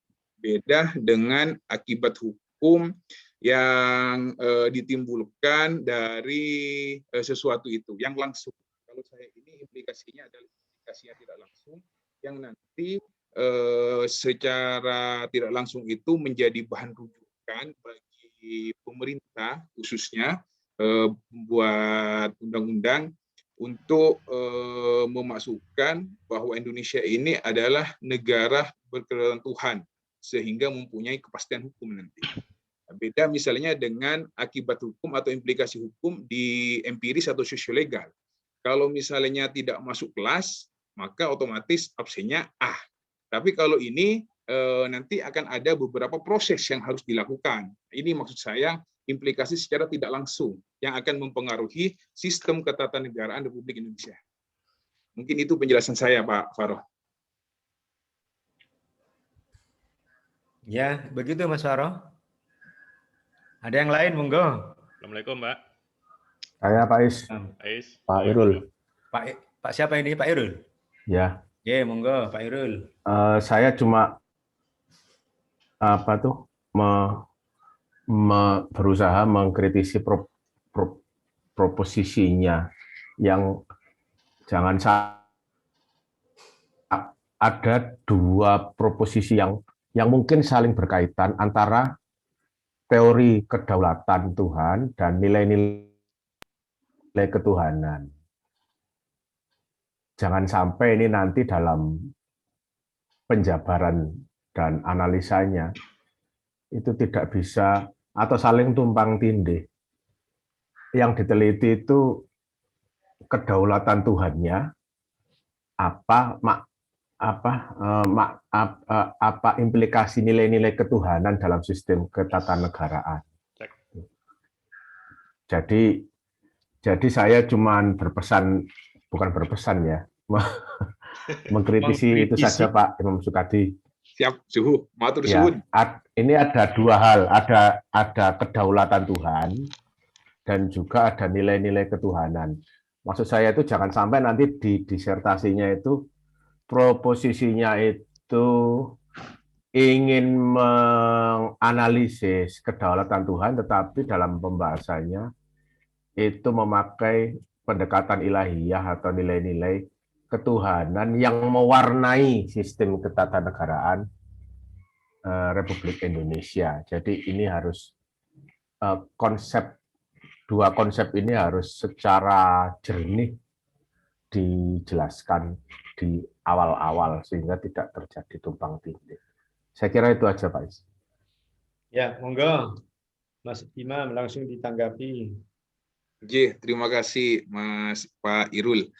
Ini sebuah catatan bagi saya. Memang nanti yang dikhawatirkan apakah kedaulatan Tuhan itu yang dimaksud adalah nilai-nilai Tuhan atau nilai-nilai ilahiyah yang dimasukkan dalam sistem ketatanegaraan.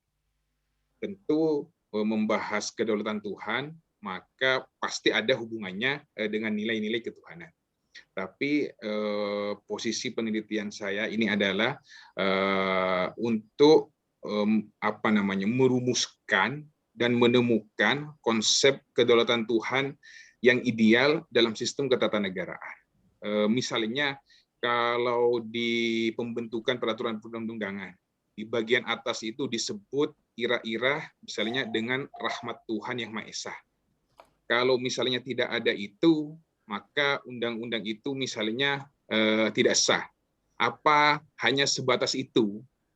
Padahal di pembukaan itu sudah dijelaskan bahwa atas berkat rahmat Allah yang Maha Kuasa itu di alinea ketiga, itu menunjukkan bahwa sebenarnya kita ini adalah negara berkedaulatan Tuhan. Tetapi di batang tubuhnya itu tidak disebutkan secara jelas. Malah yang jelas itu adalah negara berkedaulatan rakyat di pasal 1 ayat 2 konstitusi kita, dan negara hukum di pasal 1 ayat 3. Nah, sehingga posisi saya memang ingin merumuskan konsep bahwa kedaulatan Tuhan yang ideal itu yang bagaimana nanti hasil penelitian saya. Pasti tidak terlepas dari nilai-nilai ketuhanan itu sendiri. Antroposentrisnya di situ. Tapi terima kasih Suhu sudah kembali diingatkan. Mungkin di latar belakang saya perlu menundukkan terlebih dahulu mengenai kedaulatan Tuhan, nilai-nilai ketuhanan, apa yang dimaksud dalam penelitian disertasi saya, sehingga nanti tidak muncul pertanyaan semacam itu nanti di belakang. Terima kasih Suhu. Ada yang lain lagi? Imam. Kata Islam. Monggo, Mas Setiawan. 1, 2, 3.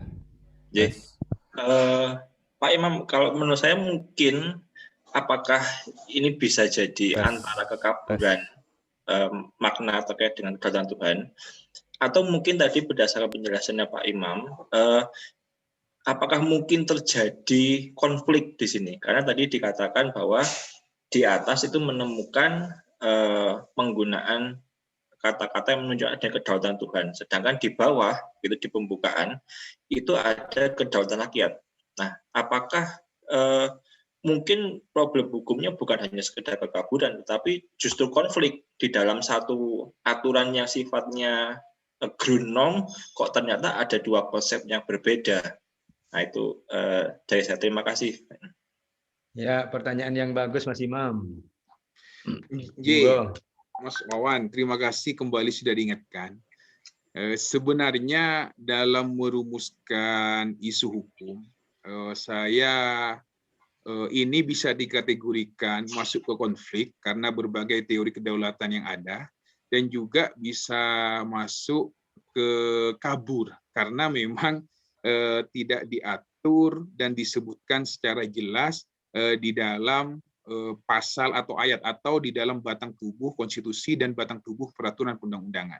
Yang ada hanya disebutkan misalnya di kop kepala putusan yang kalau tidak ada itu maka tidak sah putusan. Apakah hanya sebatas itu maknanya? Sehingga saya berusaha untuk menjabarkan dari penjabar untuk mengetahui maknanya dulu baru dijabarkan serta saya tarik ke implikasi hukumnya. Jadi kalau misalnya dikatakan konflik, memang kalau misalnya kita melihat pendapatnya Ismail Suni itu, ya negara Indonesia adalah negara yang berketuhanan, berkedaulatan rakyat, dan negara hukum memang tiga-tiganya karena semuanya ada dalam konstitusi meskipun yang posisi kedaulatan Tuhan ini terdapat di pembukaan, tidak secara langsung di dalam batang tubuh konstitusi. Bagaimana kalau misalnya norma ini kabur? Kabur juga karena kedaulatan Tuhan ini dipakai sering muncul dalam setiap pembentukan peraturan undangan dan setiap putusan pengadilan, tetapi cantolan hukumnya atau dasar hukumnya itu tidak jelas, hanya merujuk kepada pembukaan konstitusi. Nah, mungkin begitu, Mas Wawan. Mungkin masukan dari Pak Is yang saya tunggu ini. Ada yang lain lagi? Cek. Assalamualaikum. Waalaikumsalam. Monggo. Iya Pak, cuman ingin menegaskan saja kepada Pak Imam, dalam sistem ketatanegaraan Republik Indonesia itu nanti Pak Imam apakah tidak terlalu luas atau nanti mungkin dipersempit pada skup tertentu Pak? Kayak tadi Pak Imam sampaikan tadi seperti dalam proses legislasinya, misalnya seperti itu. Atau mungkin dalam fokus-fokus ketatanegaraan yang lain. Kalau kita sistem ketatanegaraan kan cukup luas ya. Seperti itu Pak Imam. Terima kasih. Iya, Pak Kuku, matur suwun juga. Ini memang yang menjadi kegelisahan saya. Kalau misalnya saya persempit skupnya, misalnya di pembentukan peraturan undang-undangan, maka fokus kajian saya itu terletak pada teks dengan rahmat Tuhan Yang Maha Esa pada ira-ira atau bagian atas peraturan undang-undangan. Yang saya khawatirkan itu takut terlalu sempit dalam tanda kutip. Kalau misalnya saya fokuskan ke yudikatif, pasti yang dikaji itu adalah keputusan pengadilan dengan rahmat Tuhan yang demi keadilan berdasarkan ketuhanan Yang Maha Esa. Kalau misalnya saya speedkan misalnya dalam perumusan mata uang, maka hanya khusus berbicara di undang-undang mata uang. Apa hubungannya uang dengan nilai misalnya Bank Indonesia dengan rahmat Tuhan Yang Maha Esa mengeluarkan uang senilai gitu. Karena fokus kajiannya di situ. Tapi memang kalau misalnya dipersempit, saya lebih memilih kepada di legislatifnya, di pembukaan di bagian atas peraturan perundang-undangan. Karena setiap peraturan perundang-undangan, baik di pusat maupun di daerah, harus ada kata atau di atas bagian depan itu dengan rahmat Tuhan Yang Maha Esa, habis itu baru diikuti pembentuk undang-undang. Misalnya tingkat nasional presiden ya presiden. Kalau misalnya provinsi gubernur, pejabat pembuat undang-undang. Mungkin itu Pak Kuku. Memang nanti bisa dipersempit lagi. Tergantung promotor dan kunya. Mudah-mudahan Pak Is jadi kunya ini. Sudah nggak ada lagi? Pak Is. Monggo, Mas Denny. Masih Pak. Pak Denny, monggo ya. Pak Denny. Terima kasih. Pak Imam ini aja apa namanya memahami judul tadi memang ada kaitannya dengan medpen tadi ya. Kalau medpennya normatif sudah cukup, saya pikir udah bagus banget itu. Nah, cuma memang dari ini pemaknaan daripada apa dengan rahmat Tuhan itu apakah ini merupakan suatu kedaulatan Tuhan di dalam negara Indonesia. Lalu ini iraiyah apa segala macam itu apakah itu hanya sekedar tagline saja dalam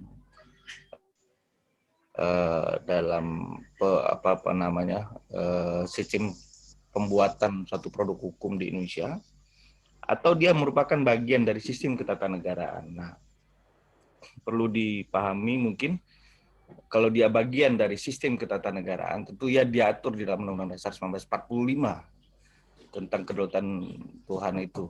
Nah, apakah sampai di situ penjabarannya nanti memaknainya itu demikian.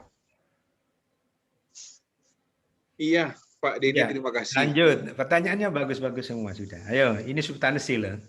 Iya, Pak Denny, maka turun. Sebenarnya itu yang ingin saya cari, hakikat dari makna irah-irah itu sebenarnya seperti apa sih? Mungkin pendekatan saya yang saya gunakan itu salah satunya adalah pendekatan sejarah. Jadi saya sudah mulai mengumpulkan risalah sidang Undang-Undang Dasar 1945 yang asli, misalnya di bukunya M. Yamin, di risalah sidang BPUPKI yang diterbitkan MPR, bahkan di perubahannya risalah sidang Undang-Undang Dasar amandemen itu sudah saya kumpulkan. Dan saat ini sudah sedikit demi sedikit mulai merinci untuk mengetahui dan mencari makna dari teks yang saya sebutkan minimal 1, 2, 3, 4, 5 ini, 5 bagian ini. Nah, dari situ rumusan masalah pertama saya nanti akan terjawab. Apakah makna, apakah irah-irah itu dengan rahmat Tuhan, atas berkat rahmat Allah, negara berdasarkan ketuhanan Yang Maha Esa, itu adalah bagian dari sistem ketatanegaraan atau tidak? Nanti hasil penelitian saya ke arah situ. Sehingga kalau misalnya iya, pasti ada korelasi. Bagaimana itu harus dijabarkan dalam sistem ketatanegaraan, baik di eksekutif, baik di legislatif, maupun di yudikatif. Kalau sudah menemukan itu, pasti ada implikasinya tidak. Kalau misalnya ada implikasinya apa? Apakah dia misalnya sebagai sumber hukum yang formil atau misalnya sumber hukum yang material. Misalnya kalau formil itu kan sudah berbentuk, sedangkan kalau material itu kan bisa dipengaruhi oleh faktor filosofis, sejarah, ekonomi, dan banyak faktor yang lainnya. Mungkin arahnya ke situ, Pak Denny. Terima kasih sudah Mas diingatkan. Imam. Untuk sementara yang lain dulu ya. Nah, saya tanggapi dulu ya. Sebetulnya masukan-masukannya kritis sekali itu ya, dan bagus-bagus. Termasuk yang mulai dari terakhir Pak Denny, Pak Kuko cukup mengingatkan gitu ya.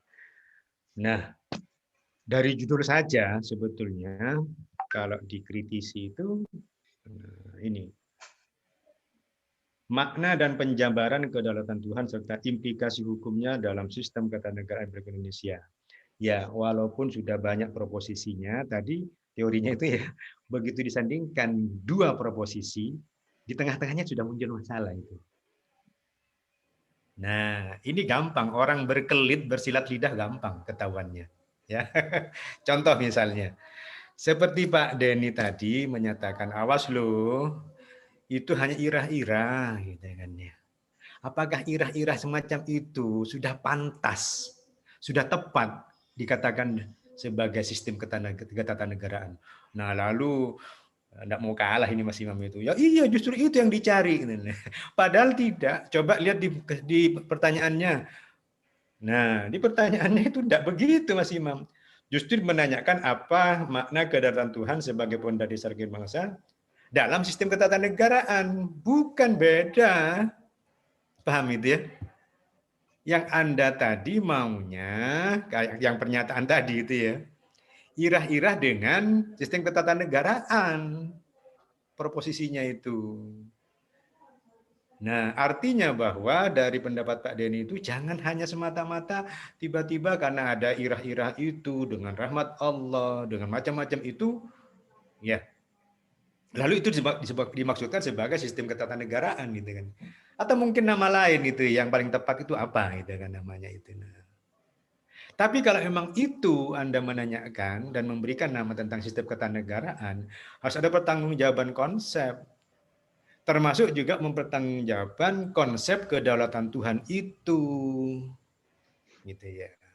Nah, kedaulatan Anda menyatakan bahwa irah-irah semuanya itu adalah kedaulatan Tuhan. Anda akan menamakan itu ya, memberikan nama. Ya, sudah. Kalau hanya menanyakan makna dari nama itu, kira-kira jelas atau tidak itu ya? Sudah jelas kok ya maknanya itu ya. Bahwa di Indonesia itu nanti, nah, awas lah ada nilai-nilai ketuhanan itu sebetulnya yang diingatkan oleh Mas Irul itu tadi. Nah, silahkan Anda membuat konsep tentang kedaulatan Tuhan. Ya. Lalu kedaulatan Tuhan itu dalam norma hukumnya ada masalah apa? Makanya Anda harus eksplor. Itu tadi analisis situasi dan kondisi peraturan perundang-undangan Indonesia bukan hanya sekedar yang ira-ira tadi, jangan hanya berhenti di situ.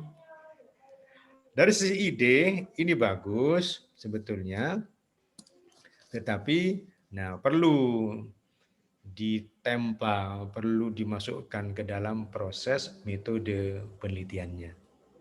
Nah, misalnya terkait dengan itu tadi ya. Tadi diingatkan juga oleh Pak Kuko tentang sistem ketatanegaraan. Apa enggak fokus saja kepada pembentukan undang-undang, kan ya? Ini berarti bahwa sistem ketatanegaraan sebagai suatu konsep itu sendiri sangat luas, Mas Imam. Harus dipahami betul namanya sistem ketatanegaraan. Sekali lagi, apakah hanya irah-irah itu sudah masuk ke sistem ketatanegaraan? Tapi kalau memang iya, gitu ya, dengan alasan yang objektif, ya silakan Anda cari referensinya itu. Pak, saya punya referensi ini. Jangan ngarang sendiri. Oh, enggak ngarang Pak, saya Pak. Ini referensinya gitu kan ya. Nah, lalu Anda menanyakan hubungannya antara ira-ira itu dengan sistem ketatanegaraan. Nah, pertanyaannya bukan dalam gitu ya.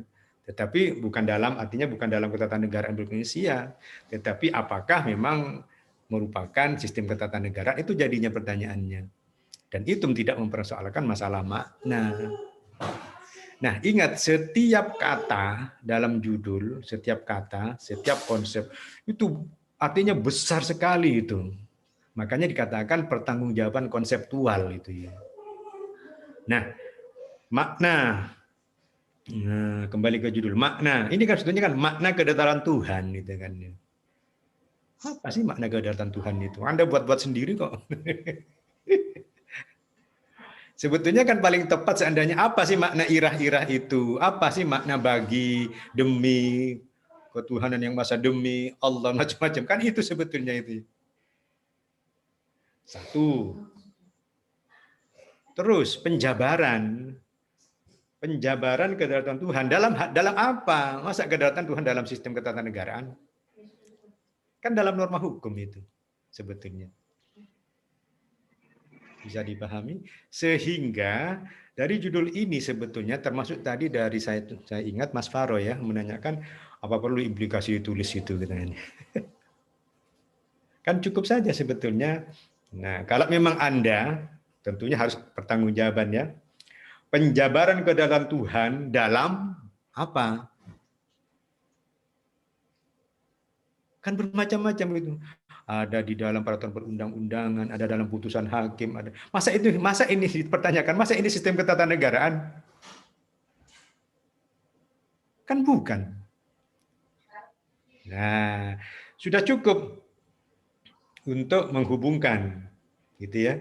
Irah-irah apa tadi? Demi apa tadi? Ketuhanan yang Maha Esa macam-macam itu dalam apa? Norma hukum di Indonesia misalnya. Nah, hati-hati untuk menggunakan konsep. Nah, karena konsepnya itu akan betul-betul berpengaruh. Jadi kalau misalnya sekarang makanya dari Mas Setiawan pun juga akhirnya muncul pemikiran apakah diversuskan yang mana ini, kedaulatan Tuhan atau kedaulatan rakyat. Termasuk juga Anda sendiri dalam hal untuk menentukan ontologisnya, permasalahan ontologi, permasalahan hukum dari aspek ontologisnya yang mau diteliti itu apa? Apakah salah irah-irah semacam itu? Atau sebaiknya tidak ada, Pak? Atau ditambah, Pak? Baru ada masalah ontologinya itu. Bukan masalah ontologi kalau misalnya, ternyata hanya irah-irah tok itu ya, tetapi tidak diberikan kriteria-kriteria penjabarannya di dalam peraturan perundang-undangan, di dalam pembuatan putusan hakim, atau mungkin akte ya, mungkin itu ya. Itu Mas Imam itu ya. Tapi dari sisi ide ya silahkan. Hanya tinggal perumusan di judulnya itu. Nah, oleh karena itu Anda mencoba lagi untuk mencari masalah hukum di tataran ontologisnya apa. Ada kesalahan apa di sana itu? Apakah menggunakan irah-irah itu salah? Nah, karena itu Anda ada di tataran filosofis. Oh, salah, Pak. Karena bertentangan dengan apa? Pancasila. Ya tidak. Kenapa kok dicari maknanya lagi? Kalau nggak ada masalah, ya jangan. Jangan diteliti, jangan dikaji. Nah, sekaligus ini Prof. Hajon mengatakan dalam penelitian hukum normatif sebaiknya menggunakan istilah pengkajian, karena mengkaji. Walaupun kita masukkan penelitian. Mengkaji karena ada masalah. Dalam tataran filsafat hukum, ya ontologisnya itu harus ada. Epistemologisnya untuk mencari kebenarannya secara ilmu pengetahuan itu. Ada masalah yang keliru itu. Oh, mungkin bisa di normanya kalau masalah penjabaran itu ya. Katakanlah Anda menggunakan nama kedaulatan Tuhan itu kan ya. Ya, Anda jangan ngarang sendiri tapi ya. Cari literaturnya itu ya. Bahwa dengan kata-kata itu sudah merupakan kedaulatan Tuhan. Nah, kalau mau dilanjutkan, kedaulatan Tuhan yang harus dijabarkan dengan kriteria-kriteria tertentu dalam peraturan perundang-undangan, dalam putusan hakim, dalam segala hal yang Anda sebutkan tadi. Apa maunya itu? Ternyata salah, ternyata kurang, ternyata ada biang keladinya ini. Ada biangnya apa? Loh, ternyata katanya menggunakan Tuhan, tapi di belakangnya itu loh isinya jauh dari masalah ketuhanan ini. Nah, ini gara-garanya apa? Gara-garanya tidak diatur lebih lanjut tentang kriteria ini. Lalu di mana jatuhnya itu? Ya di Undang-Undang nomor berapa? 11 tahun 2012, 12 tahun 2011. Anda sumbangannya ke sana nanti. Gitu lah ya. Bahwa kalau membuat undang-undang seharusnya dengan kata-kata ini, nah harus ada kriterianya dalam norma-norma hukumnya. Kalau dalam putusan hakim juga sama. Dalam hal yang Anda sebutkan tadi, ira-iranya itu. Bisa dipahami ya. Nah, sehingga kalau mau dibuat judul singkat itu ya, Anda buat nama saja sudah. Kedaulatan Tuhan dalam apa? Hati-hati mengatakan sistem ketatanegaraan RI boleh. Kalau memang ada masalah. Kedaulatan Tuhan dalam sistem ketatanegaraan. Apa sih sistem ketatanegaraan sih? Apa enggak terlalu luas itu? Oh, itu hanya ira-ira kok itu kan. Itu aja implikasinya nanti. Nah, implikasi saya membedakan antara implikasi. Implikasi itu memang lebih banyak ke ininya ya. Lebih banyak ke empirisnya kalau hanya implikasi saja itu ya. Tapi kita sudah menerima implikasi hukum, khususnya di Fakultas Hukum ya, sebagai bagian dari masalah normatifnya. Hanya bedanya dengan akibat hukum, kalau akibat hukum itu adalah akibat yang langsung dari ada dan tidak adanya peraturan yang berupa hak dan kewajiban atau hilangnya hak dan kewajiban. Sedangkan implikasi hukumnya nah, adalah akibat yang tidak langsung setelah adanya akibat hukum itu atau tiadanya akibat hukum itu. Nah, inilah implikasi. Misalnya, Anda ingin bertemu dengan saya di suatu ruangan misalnya. Begitu mau masuk ke kamar ruangan saya, ternyata pintunya dikunci. Loh, nah, apa akibatnya dan apa implikasinya? Apa akibatnya? Tidak bisa masuk ruangan. Tidak langsung adalah tidak bisa masuk ruangan.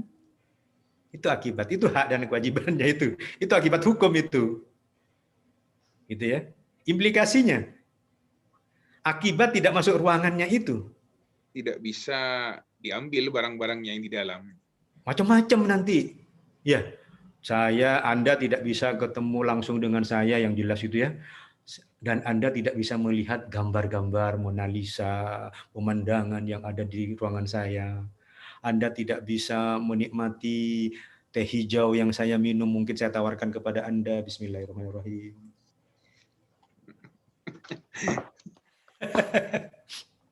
Anda tidak bisa bersendagurau. Itu implikasi itu. Nah, yang TOEFL-nya hebat itu bagus nanti. Nah, membedakannya sebetulnya adalah implikasi yang ingin dibuktikan dalam penelitian normatif itu hanya sekedar pemikiran. Itulah ya. Dalam penelitian empiris, kenyataannya sudah berupa kenyataannya itu yang diteliti implikasinya. Makanya hati-hati dalam penelitian empiris mengatakan bahwa itu implikasi hukumnya, hati-hati betul atau tidak. Ini sebab akibat loh. Gitu ya. Bahwa kejadian A itu memang dipengaruhi oleh adanya hukum itu. Pembuktiannya ya silahkan diteliti itu. Tapi kalau implikasi hukum yang normatif, cukup di pemikiran saja itu. Makanya menurut saya paling gampang itu cuma mikir aja kok. Mikir implikasi hukum itu kan ya. Nah, kalau ada yang mudah kenapa jadi yang sulit, Pak? Oleh karena itu maka menjadi favorit itu dalam penelitian disertasi. Masalahnya itu setelah masalah yang pertama lalu apa implikasi hukumnya? Coba lihat itu ya. Nah, hanya saja, Pak Is apa boleh? Boleh-boleh saja. Hanya saya ingatkan bahwa kalau ada pertanyaan implikasi hukum, itu artinya menurut saya akibat tidak langsung.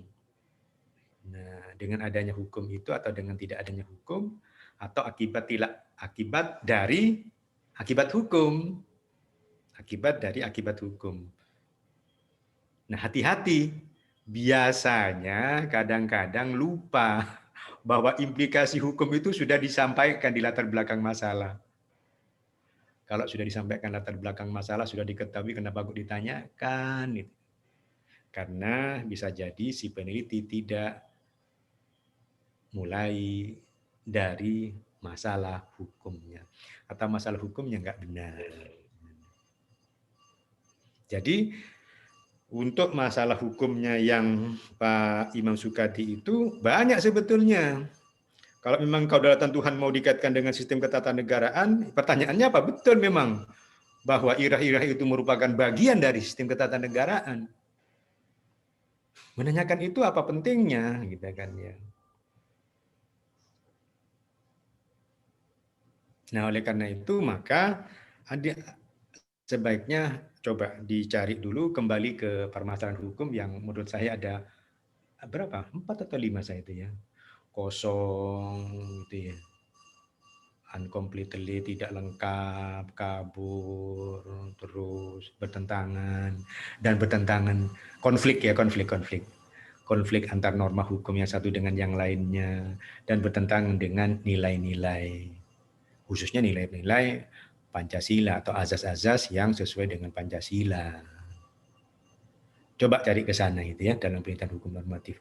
Selama tidak menemukan itu, maka tidak ada masalah hukum. Nah, kedaulatan hukum yang Anda maksudkan itu mau dikaitkan dengan apa? Itu Mas Imam ya. Nah, ini ontologisnya, hakikat kedaulatan hukum tidak memiliki kepastian hukum dalam batang tubuh. Nah, ini Anda mau bicara masalah teknis atau mau bicara masalah substansi? Nah, ini kan teknis ini. Penjabaran tadi dengan substansinya adalah masalah kedaulatan Tuhan itu tadi.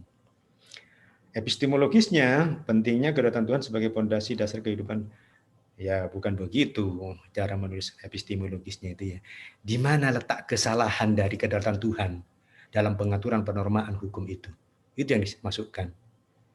Karena dalam hal mencari kebenaran wujud dari kedaulatan Tuhan itu, nah harus benar epistemologisnya itu. Yang ini salah gitu kan. Gitu. Kalau memang mau difokuskan seperti Pak Kuko sampaikan, enggak apa-apa juga. Fokus saja kepada peraturan perundang-undangan misalnya itu ya. Toh nggak ada yang melarang untuk fokus ke situ. Kan konkret tapi. Sehingga mengapa isi dari undang-undang itu sering menyimpang dari prinsip kedaulatan Tuhan itu gitu kan. Oh, karena adanya kekosongan hukum. Tidak ada kriteria-kriteria sebagai pedoman yang memberikan dasar menuntun pembentuk undang-undang ke arah sana. Gitu. Itu epistemologisnya. Sedangkan untuk aksiologisnya, penjabaran kedaulatan Tuhan sebagai nilai dan sumber norma masih kabur. Masa kabur? Ini terkait dengan nilai-nilai. Memang azas itu ya makin tinggi makin kabur memang gitu kan ya. Jadi bukan kekaburan azas itu ya. Justru konsep atau proposisi itu bertentangan dengan nilai-nilai yang ada. Itu aksiologisnya Mas Imam dan teman-teman yang lain ya.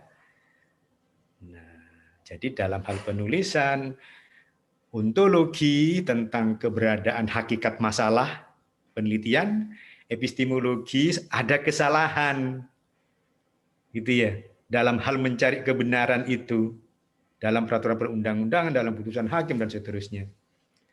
Nah, sehingga dampaknya di aksiologisnya bertentangan dengan nilai-nilai, bertentangan dengan azas apa.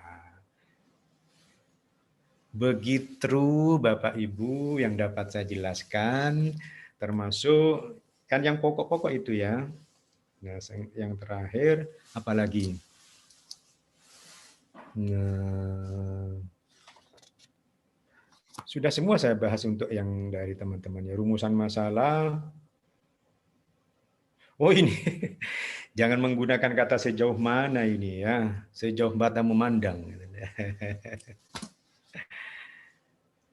Nah, lalu dari sini akan menemukan masalah apa, menemukan teori apa. Nah, ingat nanti, ada namanya novelty ya. Kebaruan Anda juga harus dilihat. Ingat, Anda akan menemukan suatu teori. Apa sih teori? Teori pada prinsipnya menjelaskan tentang mengapa itu terjadi, bagaimana kejadiannya. Seperti yang sudah pernah saya jelaskan. Nah, apalagi ini, tentang kedatangan Tuhan. Ya udah, 3 hal itu ya. Analisisnya, analisisnya ini ya. Analisis bahan hukum, hermeneutika hukum. Kira-kira benar atau tidak? Hermeneutik itu apa sih? Tafsir bahasa terhadap teks hukum. Tidak hanya tafsir bahasa, tetapi tafsir secara keseluruhan itu. Tafsir itu artinya interpretasi, kan?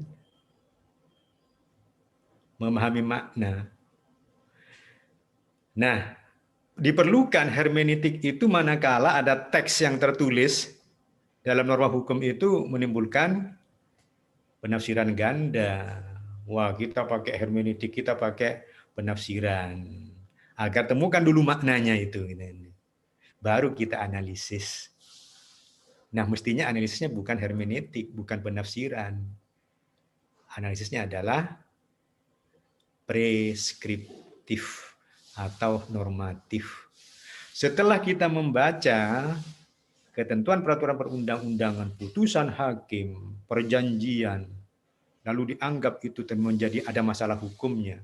Berarti kalau ada masalah hukum, berarti apa hukumnya terhadap masalah itu? Itu tujuan kita memberikan pencerahan tentang apa hukumnya, bagaimana hukumnya, bagaimana untuk mengkonstruksi hukumnya, bagaimana menemukan hukumnya, kan begitu gitu. Bagaimana hukum yang seharusnya? Setelah kita pikir-pikir dari hasil penelitian kita, nah, lalu ternyata ada yang tidak ada hukumnya, ada yang konsep atau proposisinya itu multitafsir. Ditafsirkan dulu. Setelah itu dianalisis bagaimana hukumnya. Lalu itulah preskriptif sama dengan normatif.